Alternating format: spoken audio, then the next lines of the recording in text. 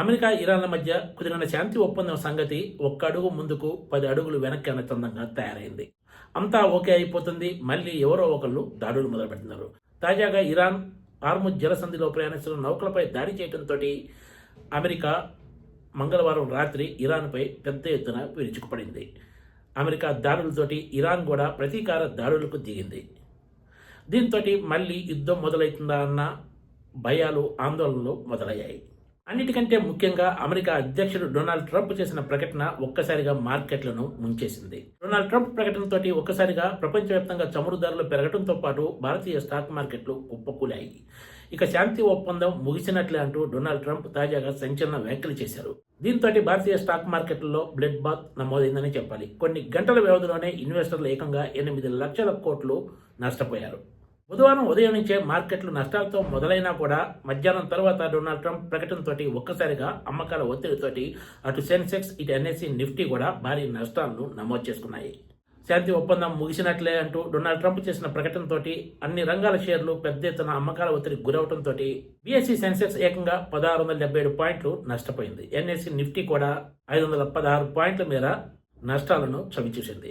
ఒకవైపు ఇరాన్తో శాంతి ఒప్పందం ముగిసిపోయిందని చెబుతూనే తమ దేశానికి చెందిన ప్రతినిధులు చర్చలు సాగాలని కోరుకుంటున్నారని, అయినా వాళ్ళు తిరిగి తన దగ్గరికి రావాల్సి ఉంటుందంటూ డొనాల్డ్ ట్రంప్ చెప్పుకొచ్చారు. హార్ముజ్లో నౌకలపై ఇరాన్ దాడులకు దిగినందునే తాము స్పందించాల్సి వచ్చిందని అమెరికా చెప్తోంది. అయితే శాంతి ఒప్పందాన్ని అగ్రరాజ్యం అమెరికా ఉల్లంఘించిందంటూ ఇరాన్ ప్రతినిధులు ఆరోపిస్తున్నారు. టర్కీ రాజధాని అంకారాలో జరుగుతున్న నాటో సమావేశంలో పాల్గొన్న ట్రంప్ ఈ యుద్ధానికి సంబంధించిన అంశంపై కీలక వ్యాఖ్యలు చేశారు. తన దృష్టిలో అంతా అయిపోయిందని, ఇరాన్తో చర్చలు వేస్ట్ అంటూ వ్యాఖ్యానించారు. వాళ్ళు ఎంతో నీచులు, మానసిక రోగులంటూ ఇరాన్ ప్రజలపై కూడా డొనాల్డ్ ట్రంప్ సంచలన వ్యాఖ్యలు చేశారు. వాళ్ళ చేతికి గనక అణ్వాయుధం చిక్కితే ఖచ్చితంగా దాన్ని ఉపయోగిస్తారని, అందుకే తన పరంగా ఈ ఒప్పందం ముగిసిపోయిందంటూ చెప్పుకొచ్చారు. అమెరికా ప్రతినిధులు ఇరాన్తో చర్చలు కొనసాగించవచ్చు అని, దీనివల్ల ఫలితం ఉంటుందని తనకు నమ్మకం కలగటం లేదన్నారు. అయితే ఈ చర్చల ద్వారా జరుగుతున్నది సమయం వృధా మాత్రమే అంటూ డొనాల్డ్ ట్రంప్ వ్యాఖ్యానించారు. తాజాగా అమెరికా, ఇరాన్లు పరస్పరం దాడులు చేసుకోవడంపై ఖతార్ స్పందించింది. ఖతార్ ఈ రెండు దేశాల మధ్య శాంతి ఒప్పందం కుదర్చడంలో కీలక పాత్ర పోషించిన సంగతి తెలిసిందే.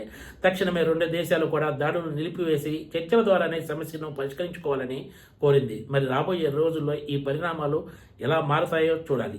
రెండు దేశాల మధ్య ఉద్రిక్తతలు ఇలాగే కొనసాగితే చమురు ధరలు మరోసారి పెరగడంతో పాటు స్టాక్ మార్కెట్లపై కూడా ఈ ప్రభావం తీవ్రంగా ఉండే అవకాశం కనిపిస్తుంది. Please subscribe టీసీటీవీ.